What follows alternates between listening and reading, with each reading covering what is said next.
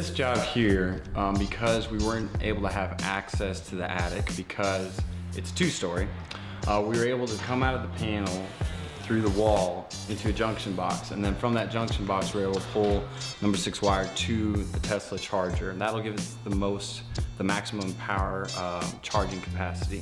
And so we ran conduit exposed on the ceiling and then come down to here, so that way it'd be close to his car and that way you could charge it. And it was a pretty simple job, easy pull wire, and put it in the box and hooked it up on the terminals inside.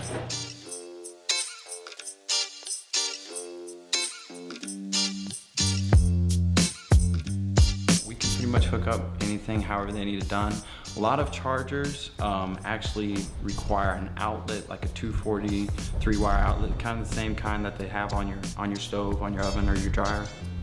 And in that case, we pretty much do the same process, but we just have that outlet next to your charger, and then you would plug the charger into the outlet.